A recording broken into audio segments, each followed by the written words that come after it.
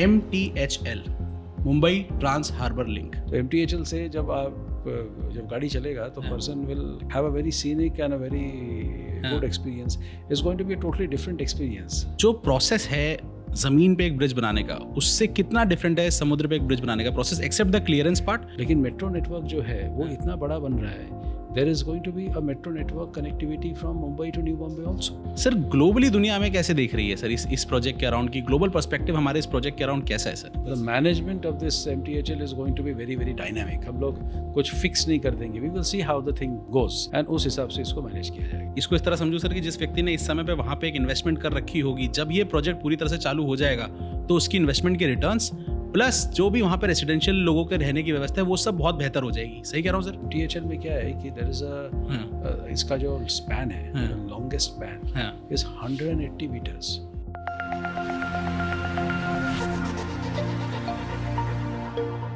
हिंदुस्तान की जनता, एक बार फिर से आपका स्वागत है जेके सुपर पॉडकास्ट में। आज हम जिस शहर में, उस शहर का नाम है मुंबई। देश का one of the most populated city है ये। बहुत बुरी तरह से कंजेशन है, ट्रैफिक है, इंफ्रास्ट्रक्चर है, पैसा है, क्या नहीं है इस शहर के अंदर। पैसा, सपना इस शहर को डिफाइन करते हैं। आज एक ऐसा प्रोजेक्ट हम आपके साथ डिस्कस करने जा रहे हैं जो इस शहर की किस्मत को बदल देगा। प्रोजेक्ट का नाम है MTHL, Mumbai trans harbour link. मेरे साथ जो गेस्ट हैं वो है metropolitan commissioner of MMRDA doctor Sanjay Mukherjee. और एक छोटी सी आपसे रिक्वेस्ट करना चाहूँगा, बीच में पॉडकास्ट की आपको थोड़ी बहुत आवाज़ आती रहेगी। अलग अलग तरह की मशीनें चल रही हैं, आसपास कंस्ट्रक्शन चल रहा है। जैसा कि मेरे एक दोस्त ने बताया कि ये मुंबई के तरक्की की आवाज़ है, तो थोड़ा बहुत इसको बेयर कर लीजिएगा, गुस्सा मत होइएगा, प्यार बनाए रखिएगा। प्रोजेक्ट को डिस्कस करते हैं, देखते हैं, जानते हैं क्या पता पड़ता है। Thank you sir, welcome to JK super podcast. Doctor Sanjay Mukherjee, metropolitan commissioner MMRDA, बहुत बहुत स्वागत है आपका जेके सुपर पॉडकास्ट में। कैसे हैं sir? All good, thank you very much for having me here. Sir एक सवाल आपसे पूछना चाह रहा था। मेट्रोपॉलिटन कमिश्नर ऑफ MMRDA, ये एक बहुत ही चैलेंजिंग और बहुत ही मुश्किल रोल लगता है सर। क्या एक्सपीरियंस है सर आपका इसका? हाँ, ये जो रोल है ये थोड़ा ऑल इनकम्पेसिंग, थोड़ा बड़ा है इन द सेंस कि मेट्रोपॉलिटन एरिया मींस 5 जिले। सो मुंबई शहर, मुंबई सबर्बन डिस्ट्रिक्ट, उसके बाद थाने, पालघर, रायगढ़, ये 5 जिलों का जो है प्लानिंग पूरा देखना है और इन 5 जिलों का इंफ्रास्ट्रक्चर का भी प्लान करना है और साथ में फिर उसका एग्जीक्यूशन, इम्प्लीमेंटेशन करना है। When this organisation was created तो it was a planning authority. उसके बाद धीरे धीरे ये एक प्रोजेक्ट इम्प्लीमेंटिंग अथॉरिटी भी बन गया और आज जो है हम लोग 37 kilometre of metro line, so one of the largest metro lines. हम ये मुंबई ट्रांस हार्बर लिंक हमने almost it is in the last stages of completion, तो देश का सबसे बड़ा सी ब्रिज वो काम कर रहे हैं। साथ में ऐसे कई सारे रोड्स, ब्रिजेस, ये सब कर रहे हैं। फिर हम जो BKC जिस एरिया MMRDA का पहला शहर है, तो that contributes 2.8% of the GDP of the country. So this is the focus that MMRDA is doing. तब ये MMRDA प्लानिंग और टाउन डेवलपमेंट में भी काम कर रहा है, कई सारे ग्रोथ सेंटर्स को डेवलप कर रहा है। तो the scope is pretty vast. Sir मेरा सवाल थोड़ा सा पर्सनल लेवल पे था कि आप as a person, as a human being, क्योंकि ये कोई छोटा चैलेंज नहीं है सर। आप मुंबई शहर में आए, यहाँ पे आबादी आप देख ही रहे हैं, यहाँ पे पैसा आप देख ही रहे हैं, इकोनॉमिक ग्रोथ आप देख ही रहे हैं। इतने बड़े शहर को, मेट्रोपॉलिटन रीजन का पूरी प्लानिंग करना, उसका इंफ्रास्ट्रक्चर ग्रोथ करना, सर आपको ह्यूमन लेवल पे, आपके अंदर के लेवल पे किस लेवल का चैलेंज लगा जब आप इस प्रोजेक्ट को, आप इस पोस्ट को ले रहे थे? चैलेंज तो बहुत बड़ा चैलेंज है, इसमें कोई डाउट ही नहीं है, क्योंकि मुंबई जो है देश की आर्थिक राजधानी है। मुझे लगता है कि India is now poised to the next leap. India is going to leapfrog. अभी देखिए हम लोग ऑलरेडी $1 ट्रिलियन इकोनॉमी बन चुके हैं। So we are just leapfrogging forward.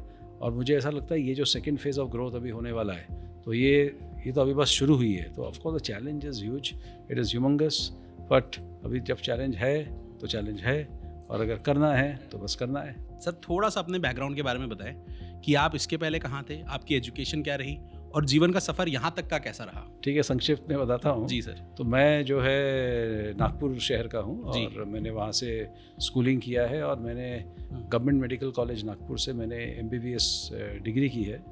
As fate would have it, मैं सिविल सर्विस एग्जाम्स में बैठा।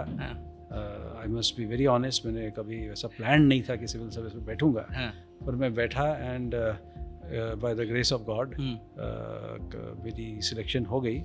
और उसके बाद जो है मैं सब डिविजनल ऑफिसर, ज़िला परिषद में CEO, 2 जिलों में मैं डिस्ट्रिक्ट कलेक्टर रहा हूँ। उसके बाद ऐसे अर्बन डेवलपमेंट बॉडीज़ जो है, ऐसा this is my 3rd urban development body. अच्छा। हाँ, और साथ में मैं आई हैव डन 3 महानगर पालिका, और साथ में मंत्रालय में भी एज अ सेक्रेटरी वगैरह काम करने का अनुभव मिला है। इस पोस्ट आने के पहले मैं एक सिडको का मैनेजिंग डायरेक्टर था, और सिडको जो है वहाँ पे उनका कैच लाइन है कि वी बिल्ड सिटीज़। तो वो शहर बनाते हैं। नवी मुंबई शहर सिडको ने बनाया है, पनवेल शहर सिडको ने बनाया है, और अभी पालघर शहर को अभी उन्होंने एक न्यू टाउन पालघर में डेवलप की है। तो ऐसे कर रहा है। साथ में वहाँ पे नवी मुंबई इंटरनेशनल एयरपोर्ट का काम जो है वो काम को हमने शुरू किया। उसी प्रकार से the largest housing project in the world वो भी वहाँ पे सिडको के मार्फत, जब मैं MD था उस वक्त वो काम जो है हमने किया है। एक तीसरी मुंबई जिसको कहा जाता है, उसका काम भी सिडको कर रहा है। तो CIDCO is also very similar organisation. उसके बाद वहाँ से फिर मेरे को MMRDA में मेरी पोस्टिंग हुई है। तो आपका एक बहुत ही गजब का एक्सपीरियंस रह चुका है ऑलरेडी अर्बन डेवलपमेंट में, और फिर आप आते हैं MMRDA में जी। और अब हम चलते हैं सर उस प्रोजेक्ट की तरफ जिसके बारे में मैं बहुत एक्साइटेड हूँ, देश बहुत एक्साइटेड है, सब बहुत एक्साइटेड है जी। MTHL, Mumbai trans harbour link. Sir I think ये इंडिया का सबसे बड़ा समुद्र पे बनने वाला ब्रिज है। सर इसके बारे में कुछ बताएं। जब आपने इस रोल को ज्वाइन किया और जब आप MTHL से आपने इंटरेक्ट करना शुरू करा उस प्रोजेक्ट से, तो आपका क्या एक्सपीरियंस था सर? ये प्रोजेक्ट क्या है, क्यों है, इनके बारे में बात करते हैं सर। MTHL यानी मुंबई ट्रांस हार्बर लिंक, और ये बहुत पुराना प्लान है। स्टेट गवर्नमेंट ने इस प्रोजेक्ट करने के लिए काफ़ी कोशिश की है, और इसके पहले भी 2 बार टेंडर्स निकले थे, लेकिन कुछ कारणवश वो हो नहीं पाया।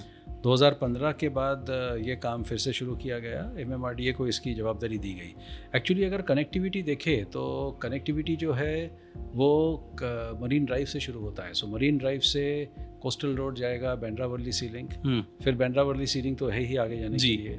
वहाँ से आगे एक बांद्रा से वर्सोवा, ये एक लिंक है।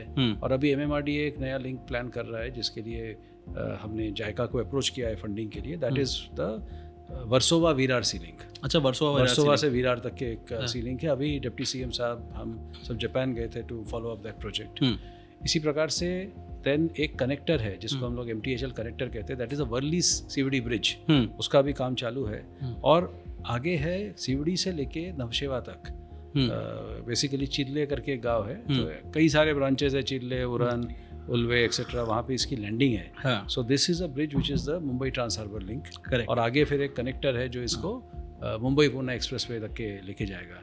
तो ये एक बड़ा कॉम्प्रिहेंसिव कनेक्टिविटी प्लान है। इनफैक्ट आगे भी ये everything is connected to each other. आज अगर देखा जाए तो मुंबई में ट्रांसपोर्टेशन का एक इशू है सबसे बड़ा। रोड्स जो है वो कंजेस्टेड है, पब्लिक ट्रांसपोर्ट जो है वो लिमिटेड है। MMRDA ने ये कनेक्टिविटी को अपना एक प्रायोरिटी टारगेट पकड़ा हुआ है। पब्लिक ट्रांसपोर्ट के लिए MMRDA मेट्रो लाइंस की निर्मित कर रही है। करेक्ट। क्योंकि हमारी टारगेट है, हमारी जो है मंशा है कि the citizens get an option to environment friendly and a comfortable public ride. So the metro will provide that. फिलहाल 3 लाइन्स हमारे जो है वो कार्यान्वित है। और इधर पे also for other things like for buses and then for of course there has to be private transport. तो ये सब के लिए रोड वर्क है। तो ये जो MTHL है ये बहुत ही इम्पॉर्टेंट सी लिंक है। मुंबई और नवी मुंबई को जोड़ने वाला ये सबसे इम्पॉर्टेंट ब्रिज होगा। इसके पहले मुंबई और नवी मुंबई को वाशी ब्रिज ज्वाइन करता था और एरोली ब्रिज ज्वाइन करता था, जो काफ़ी नॉर्थ में जाके फिर आपको वो लेना पड़ता है। But this one will be connecting right from Sewri. और ये जो है ये टोटल लेंथ जो है इसका करीबन 22 किलोमीटर्स है। To be precise 21.8 kilometre. 21.8 is the cut to cut length as they say. And there are 2 fabulous interchanges. So आप जब शिवड़ी से आप एंटर होते हो तो there are interchanges to make the entry seamless. उसी प्रकार से आप जब नवी मुंबई साइड में आप उतरोगे तो वहाँ पे भी देयर इज़ एन इंटरचेंज। तो आप नवी मुंबई इंटरनेशनल एयरपोर्ट की तरफ जा सकते हो और आप एक्सप्रेसवे की तरफ जा सकते हो आप। तो जो सिडको जो है वो 2 कोस्टल रोड्स बना रहा है जो MTHL को कनेक्ट करेगा। एक उल्वे कोस्टल रोड है जो आपको नवी मुंबई अंतर्राष्ट्रीय एयरपोर्ट और पाम बीच रोड की तरफ ले जाएगा, और एक खारघर कोस्टल रोड है जो इसी को ज्वाइन करके खारघर की तरफ लेके जाएगा, जो कि इंटरनेशनल कॉर्पोरेट पार्क बनने वाला है, उधर उस तरफ उसको कनेक्ट करेगा। तो इस प्रकार से it's a very very comprehensive connectivity. देश में पहली बार इस प्रकार का कोई प्रोजेक्ट इनफैक्ट सोचा गया है। जापान की तरफ से, जाइका की तरफ से इसकी फंडिंग मिली है, तो ऑब्वियसली जाहिर है कि टेक्निकल सपोर्ट भी उनका मिला है।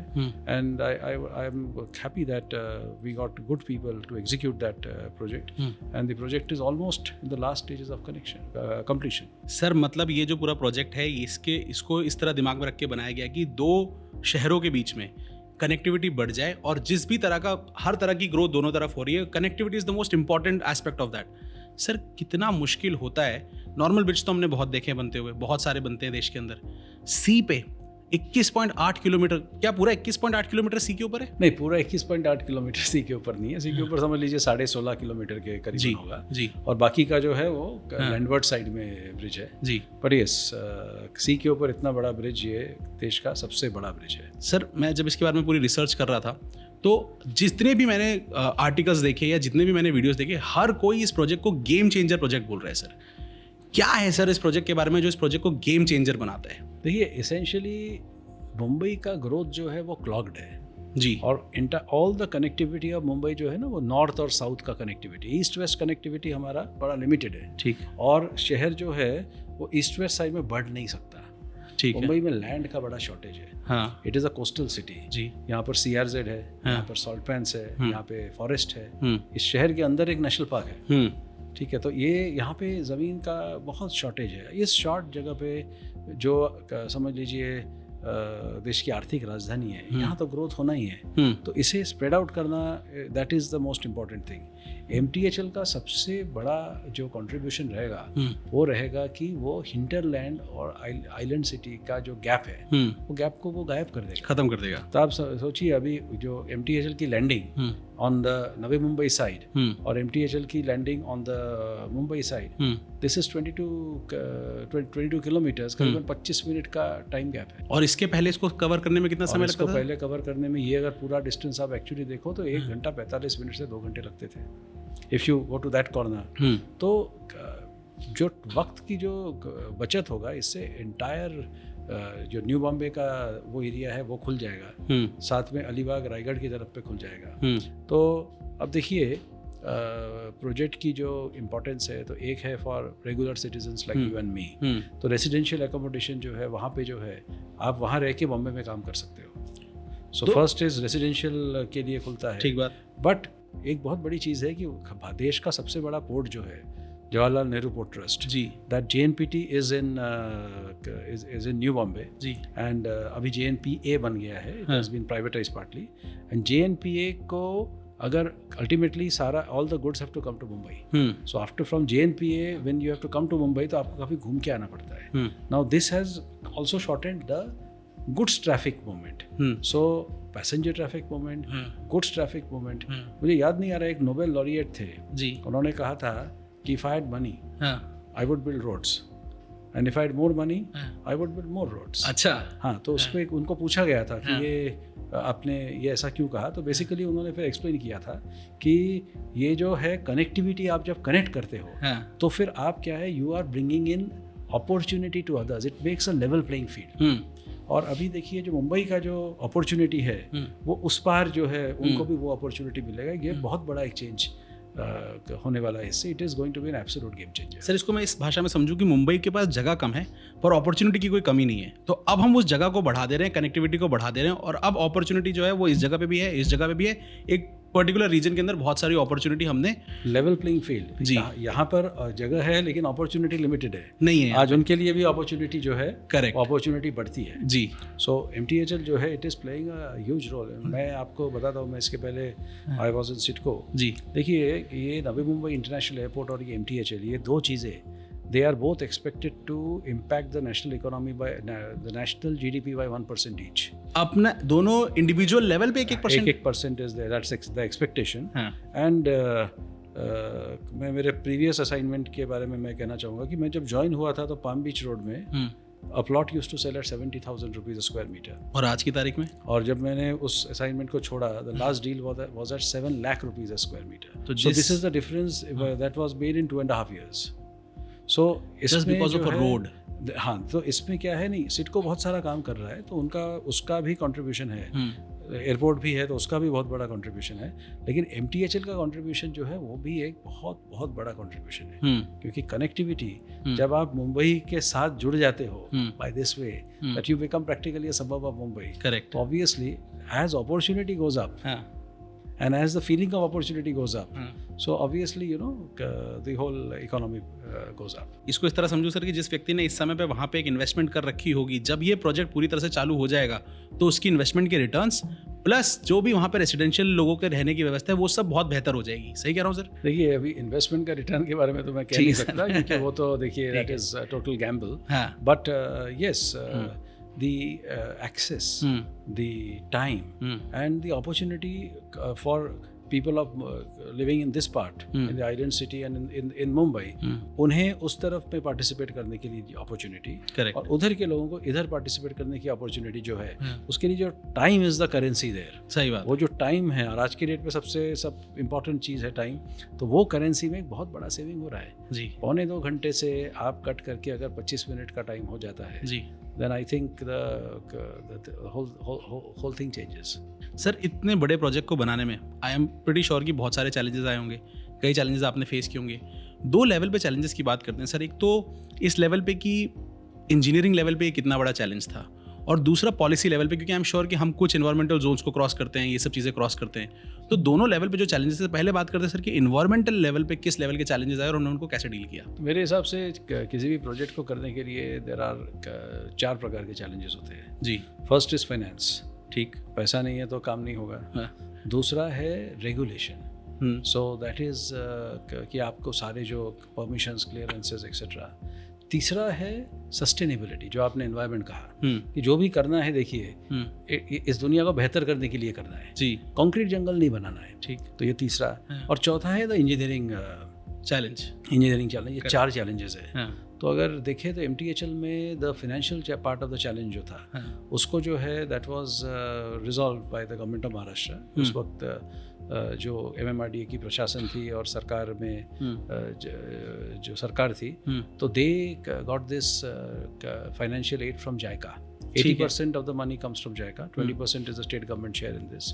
तो ये जो है, ये पैसा मिला है। एंड जब मैं सिडको में था फॉर इंस्टेंस, तो हमने वहाँ पे लैंड एक्विजिशन करके दिया।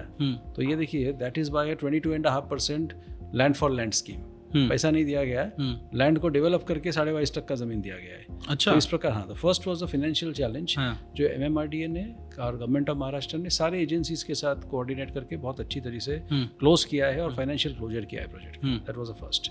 Second is the issue of regulation. ठीक बात। तो रेगुलेशन में इस ये ब्रिज के लिए, ये देखिए एक बहुत नया चीज़ था, समुद्र के बीच में से आप जा रहे हो, तो there were several regulatory hurdles to be done. तो उस वक्त के प्रशासन ने ये सारा रेगुलेशन को बहुत बखूबी किया हुआ है, and they have gone through the entire due process and due diligence. ऐसा करके सारे क्लियरेंसेस को लिया है, मतलब right from the clearance of से the home department to the clearance of CRZ to the clearance of all these clearances इन लोगों ने प्राप्त किया है। और इसकी वजह से क्या है कि ये प्रोजेक्ट हो सकता है, तो आप एक भी क्लियरेंस आपका छूट जाता है तो somebody can challenge that and the project में come to a standstill. Sir क्या हम इन रेगुलेशंस को थोड़ा डिटेल में डिस्कस कर सकते हैं कि किस तरह की रेगुलेशंस होती हैं, कौन कौन सी रेगुलेशंस होती हैं और किस तरह से उनको ओवरकम किया जाता है, किस तरह से परमिशंस ली जाती हैं? तो देखिए, ये तो regulations are pretty well set and there are about 17-18 regulations which come in.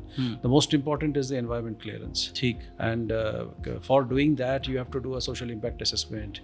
फिर आपको पूरा 3 से 4 सीजन्स में आपको एक इंडिपेंडेंट एजेंसी से स्टडी करना पड़ता है, तो ये सारी चीज़ें होती है। अच्छा। Secondly the MTHL passes through extremely sensitive areas. जैसे कि समझ लीजिए एटॉमिक एनर्जी डिपार्टमेंट का सेंसिटिव एरिया जो समुद्र से दिखता है, तो वो सब वो है, तो वो सारे क्लियरेंसेज है जो all those, I think I should only stick to these two. These are the 2 most sensitive clearances which the MTHL obtained.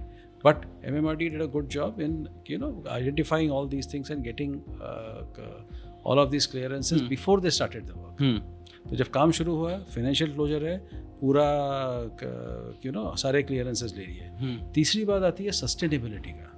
तो सस्टेनेबिलिटी के बारे में I would say that the proof of the pudding is always in the eating. तो जब MTHL कार्यान्वित होगा public के लिए, अभी it is in the last stages of completion, तो उस वक्त जब people will travel by the MTHL, so then they will see how well the environment has been taken care of.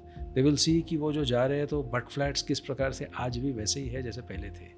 वो देखेंगे कि किस प्रकार से फ्लेमिंगोज पहले जैसे बैठते थे वो आज भी उसी प्रकार से क्या किया सर हमने? फ्लेमिंगो सेंचुरी क्रॉस करते हैं हम लोग, तो क्या किया उनको ताकि उन्हें फर्क ना पड़े? उसके लिए हम लोगों ने क्या किया मतलब मेन थिंग है कि क्या नहीं किया। अच्छा, क्या नहीं किया? तो क्या नहीं किया जो है वो दोनों प्रकार से होता है। क्या नहीं किया माने you have to do everything that is possible, और क्या नहीं किया ने कुछ नहीं करना है, आपको उनके हैबिटेट को टच नहीं करनी है। तो आपको जो भी करना है वो ये देखना है कि you are not touching their habitat. तो you have to maintain the mud flats. तो basically you have to use mechanisms by which you do not allow anything from your project to enter into that area. तो अगर देखें तो ये जो mud flats वगैरह वहाँ लैंडिंग नहीं है, आपका ब्रिज क्रॉस करता है वहाँ पे। आप जब कंस्ट्रक्शन कर रहे हो तो उस वक्त आपने उसको डिस्टर्ब नहीं करता है। That care has been taken by the engineers when they have done the when they have completed this project. तो ये environment आप जब travel करेंगे, the driving experience has to be very pleasant. It should not just merely be pothole free. Pothole free तो होना ही है, बिल्कुल, that is a given. But the driving experience has to be pleasant. तो MTHL से जब गाड़ी चलेगा तो person will have a very scenic and a very good experience. It's going to be a totally different experience. Bharat में ये experience किसी ने देखा नहीं है, क्योंकि दोनों तरफ समुंदर और इतना लंबा डिस्टेंस जो है, तो this is not there in India at all. तो ये एक चीज़ देखेगा, तो that is a third point of environment sustainability. Sir, वो एटॉमिक रिसर्च सेंटर के लिए हम लोगों ने क्या किया कि उससे वहाँ से उसकी रेगुलेटिंग बॉडी से हमें क्लियरेंस मिली? प्रोजेक्ट ऑफ नेशनल इंपॉर्टेंस जो होता है उसके लिए एक प्रोसेस है, गवर्नमेंट ऑफ इंडिया की एक प्रोसेस है, वो प्रोसेस के हिसाब से होता है। और फिर there are certain things which we have to comply, और वो कंप्लायंसेस जो है वो हम लोग करते हैं। तो ऐसे एटॉमिक एनर्जी है, ऑयल कंपनीज का वहाँ पे ये है, तो ऑल दोज थिंग्स जो है, जो भी कंप्लायंसेस है, वो सारे कंप्लायंसेस को करना पड़ता है। एंड वो कंप्लायंसेस MMRDA ने एकदम बखूबी किया है। कॉन्फिडेंस के साथ मैं कह सकता हूँ कि everything has been done. Now the last part is the actual execution of the work. एक छोटा सा सवाल इसके अंदर पूछना चाह रहा था। एक्चुअली जब मैं अपनी रिसर्च कर रहा था, जब मैं ये एटॉमिक रिसर्च सेंटर के बाद देखा, तो हमने शायद विजुअली ब्लॉक कर दिया है। ये बात सच है? ये पब्लिक डोमेन में इंफॉर्मेशन थी कि yes, that is the information which can be given on public domain. It has been blocked, visually block कर दिया है, so that as you drive there you can't. Secondly, you can't stop at these bridges. You cannot. नहीं तो आप रुक गए वहाँ पे और आप फोटो खींच रहे हो, तो वो एक एडेड चीज़ है कि विजुअल बैरियर्स दिया गया, so that this particular thing can not be seen. जो कि हमने पहले बांद्रावली सीलिंग के साथ देखा है कि लोग शुरुआत में रुक जाते थे, फोटोज खींचने लग जाते थे, वो चीज़ इसमें कम्प्लीटली अवॉइड कर दी। इसमें कम्प्लीटली अवॉइड कर दिया है, और मेरे ख्याल से अभी ना बांद्रावली सीलिंग हो चुकी है, एंड कई सारे access control highways have happened in the country. तो अभी पीपल आर, अभी समृद्धि महामार्ग भी जो है फॉर इंस्टेंस चालू हो गया है। So now people in India, हम लोग यूज्ड टू हो गए अभी कि बड़े बड़े रोड से गाड़ी चलाना, लॉन्ग डिस्टेंस में वो स्मूथ राइड लेना। The last part is the engineering part. तो इंजीनियरिंग पार्ट भाई मुझे कुछ बताने की ज़रूरत नहीं है। समुंदर में ब्रिज बनानी है, तो वो कितना बड़ा इंजीनियरिंग चैलेंज है ये आदमी इमेजिन कर सकता है। लेकिन इस MTHL में क्या है कि देयर इज अ इसका जो स्पैन है, longest span is 180 metres. 180 metre span का एक ब्रिज का एक स्पैन है, मतलब दो पिलर्स के बीच में का जो स्पैन है 180 मीटर का स्पैन है। And this is done because certain vessel of a particular size mandatorily has to go.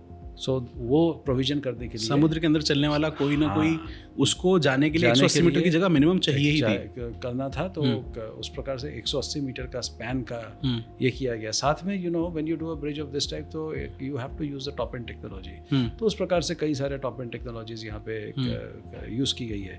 But delivery wise अगर देखें, सो प्रीकास्ट प्रीकास्ट चीज़ों को यूज की गई है। That is one. Second is the longest possible span. That is the second thing. I would say very proper use of view and sound barriers also, that would be one. अच्छा, sound barriers भी हैं? हाँ, that would be one very important thing in this thing.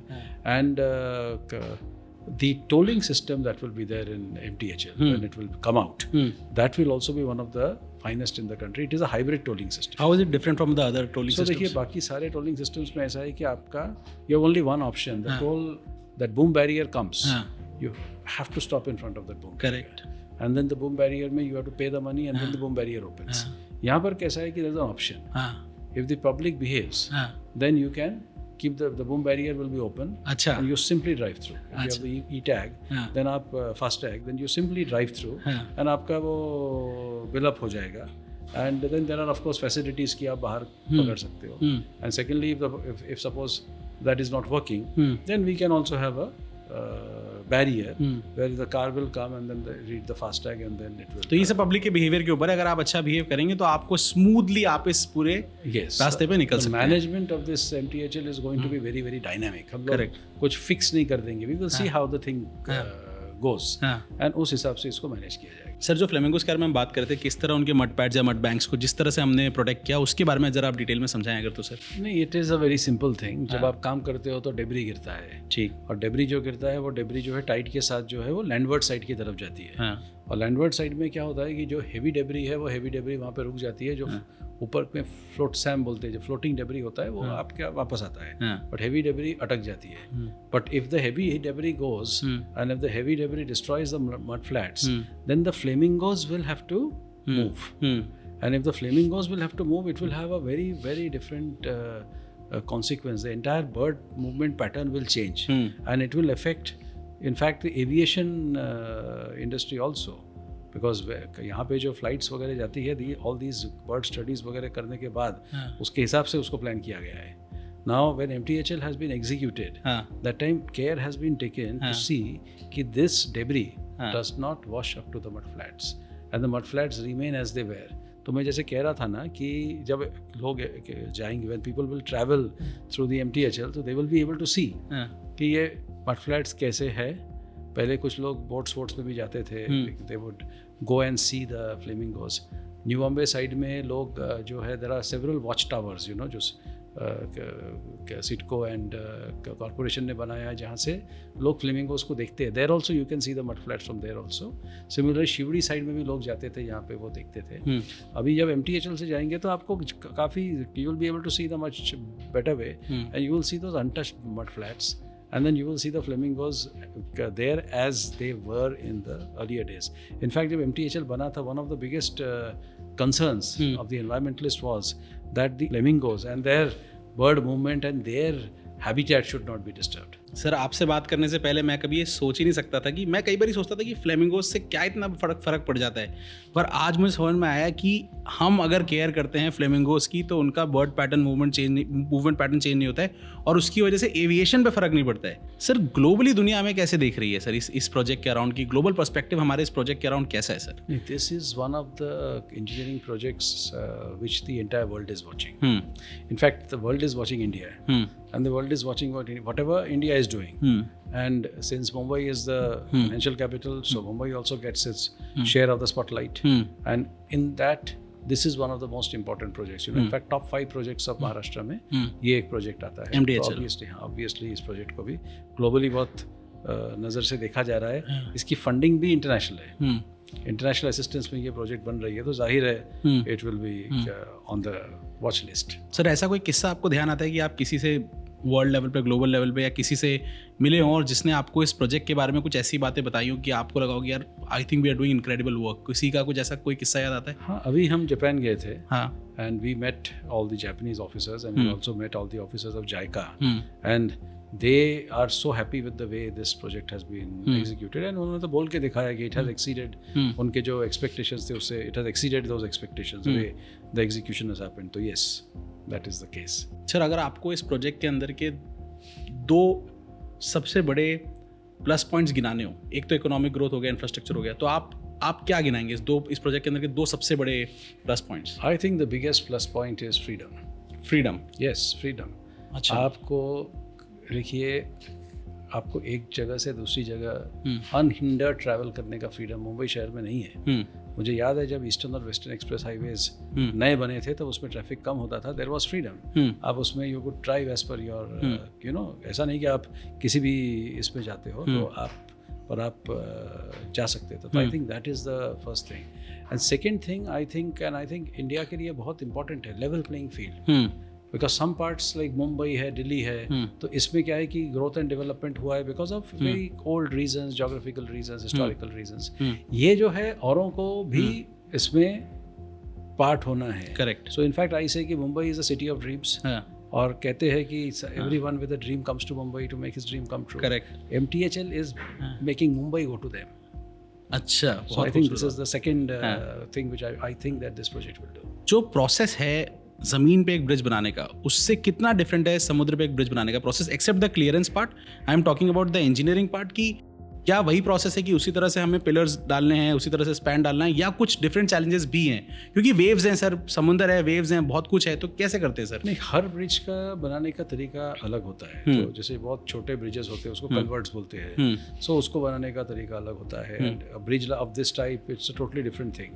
But अगर देखा जाए तो the biggest challenges की हमें जो इंडियन जो क्या कहते हैं उसको कोस्ट लाइन है और उसके आसपास का जो सागरी भाग है उसका रॉक स्टडी अभी तक के हुआ नहीं है।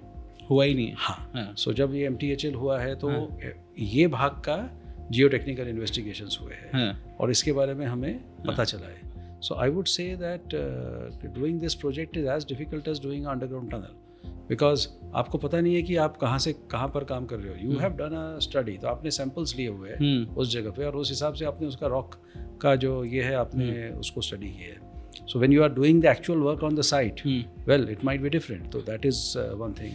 Second is when you are designing a bridge which is on the road or all that, तो वो span वैन का उतना विषय नहीं रहता है, you know, because the road spans are 4 लेन भी अगर हो तो कितना उसका width होगा, 3.5 मीटर का एक लेन होता है, तो it will be 4 times of that, 8 times of that rather, both ways. यहाँ पर कैसा है कि you have to see that the navigational vessels can go. आपने अगर navigation vessels ठीक से एंटिसिपेट नहीं किया और बंद कर दिया तो आपने तो इकोनॉमिक ग्रोथ रोक दी ना। ठीक बात। Ultimately we you know are a coastal city and the city has grown because of the coast line. So that is another thing. इसलिए मैंने जो कहा था कि 180 मीटर का स्पैन है। थर्ड इज द हैवी जो टाइडल वाटर्स, टाइडल फ्रंट्स में उसमें ये चीज़ों को यू नो डालना, उसको सेटल कराना, that is the thing. तो इसके लिए the level of concrete that you use, the level of steel that you use, they will all have to be the best class. So I'm not remembering exact here, but they have used a type of epoxy coated steel, which is the first time used in the country. अच्छा, हाँ. So ये सब higher level के specifications में काम करना पड़ता है, because you are doing something you are you know which will be facing much more wear and tear. Correct. Than any other landward bridge. So I think there can be no comparison. 22 kilometre, 180 metre का maximum span, बाकी span जो है 110 kilometre, 180 metre, sorry not kilometre, 180 metre का span, 110 metre का span, 80 metre का span, इस प्रकार के स्पैन्स के ब्रिज बन रहे हैं। सो ऑब्वियसली इट्स सर, दुनिया में एक थ्योरी है कि आप सड़कें बनाते हैं ताकि कंजेशन कम हो, पर आप जितनी सड़कें बनाते हैं उतना कंजेशन धीरे धीरे फिर वहाँ पे आ जाता है, फिर आपको और सड़कें बनानी पड़ती हैं और बनानी पड़ती हैं। सर, इसके अंदर इस मुंबई ट्रांस हार्बर लिंक के अंदर हमने क्या किया है कि ट्रैफिक को कंट्रोल किया जा सके? क्योंकि चलिए आज हम बना लेंगे, कल हम एक सर्टेन अमाउंट ऑफ कार्स या व्हीकल्स उस पर डील कर लेंगे, लेकिन एक ज़माना तो ऐसा आएगा जब लोग मानेंगे नहीं, बहुत सारी व्हीकल्स उस पर आएंगे। क्या करेंगे सर हम उस चीज़ के लिए? नहीं, इसमें जो है इस प्रश्न का in fact I would like to divide it in 2 parts. First is कि अगर ऐसा होता है तो क्या, और दूसरा है ऐसा होगा क्या। ऐसा होगा क्या? ऐसा होगा क्या। अच्छा, तो अगर हम पहला प्रश्न का उत्तर देते हैं कि अगर ऐसा होता है तो क्या, तो उसका उत्तर ये है कि MTHL में एडवांस ट्रैफिक कंट्रोल सिस्टम्स है। ठीक है। तो अगर ट्रैफिक की संख्या बहुत ज़्यादा हो जाती है तो in that case we can restrict. And हम लोग जो है, फॉर इंस्टेंस मैंने कहा कि जैसे आपका हाइब्रिड सिस्टम है बूम बैरियर्स का, आप बूम बैरियर लगा रहे हो, बहुत ज़्यादा ट्रैफिक हो गया है, आपने उसको खोल दिया, उसको ऑटोमेटिक कर दिया। ऐसे कई सारे टेक्नोलॉजीज़ है जिससे ये ट्रैफिक कंट्रोल होती है। सेकेंड क्वेश्चन इज़ कि ऐसे होने की पॉसिबिलिटी है क्या? तो उसका answer is that the possibility is very rare. क्यों सर? उसका कारण ये है कि number one, the management of the traffic हाँ, is going to improve with time. It is not going to come down with time. correct. And number two is that the decadal rates of growth हाँ, in all over the country अभी तो peak पे है. हाँ, So most of the people are now in the most of the people are now young. correct. Now India will also go into the next stage of demography in the days to come ना. हाँ, तो इसके हिसाब से अगर BMC का अगर आप DP देखें हाँ, तो अभी decadal rate of growth is 1.8 in Bombay. हाँ, और उसके पहले जो है decadal rate of growth was 2.1. So therefore we cannot say with confidence or we cannot say with that कि एकदम बहुत ट्रैफिक बढ़ जाएगा. तीसरा, जो मेट्रो नेटवर्क बन रहा है वो इतना बड़ा नेटवर्क बन रहा है कि ये MTHL के साथ तो फिलहाल there is no metro, though there is a very big median, लेकिन मेट्रो नेटवर्क जो है वो इतना बड़ा बन रहा है. There is going to be a metro network connectivity from Mumbai to New Bombay also. तो इसके लिए वो अल्टरनेटिव ऑप्शन हमने लेके रखा हुआ है. Therefore, because of these things, I think that very, very easily it would be managed. Sir, इतना कमाल का प्रोजेक्ट है, लोग अपनी गाड़ी चला रहे हैं उसके ऊपर, बहुत सारी प्राकृतिक चीज़ें ऐसी हैं जो गलत जा सकती हैं. बहुत तेज़ हवा चल सकती है, लाइट के पोल्स लगे हुए हैं, खंबे लगे हुए हैं, अर्थक्वेक आ सकता है, बहुत सारी चीज़ें ऐसी हैं. सर, इनका टेक केयर करने के लिए MMRDA ने क्या प्रिकॉशंस लिए? नहीं, देखिए, as far as one can envisage, कल तो किसी ने देखा नहीं है जी. And we have absolutely no way. If a meteor strikes from the sky and it chooses to fall on this bridge, then what can we do? लेकिन otherwise Mumbai is seismic zone 2. तो उसके हिसाब से bridge is designed accordingly.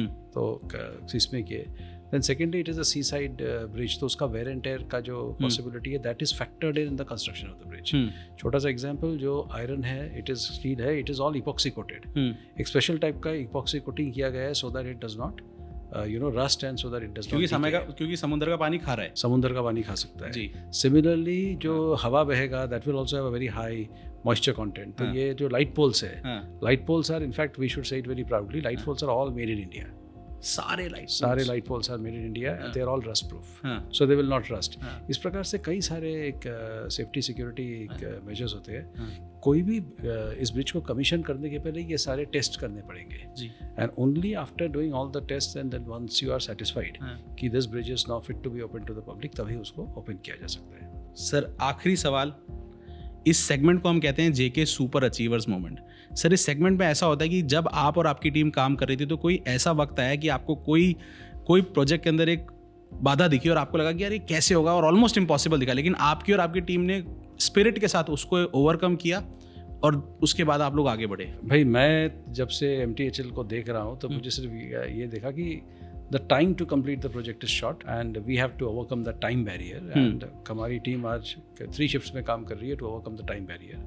लेकिन ये project, जैसे मैंने कहा कि बहुत सालों से एनविसाज था, तो शायद पहले जो 2 बार टेंडर्स निकले और वो हो नहीं पाया, उस वक्त लोगों को लगा होगा कि यार ये क्या हो गया, ये हम क्यों नहीं कर पाए हैं.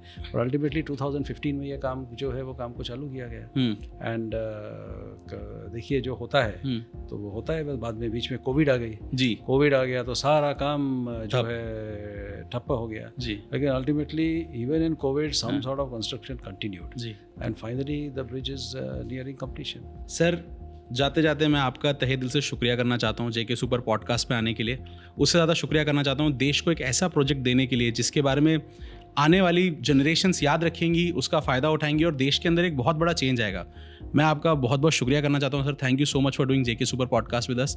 और आप जब ये ब्रिज इनॉग्रेट हो जाए तो कृपया समय निकालें, हमें और समय दें और एक और पॉडकास्ट आपके साथ करने का सर मज़ा ही और आनंद ही कुछ और होगा. Thank you so much sir. Thank you so much for having me in JK super podcast. Thank you so much.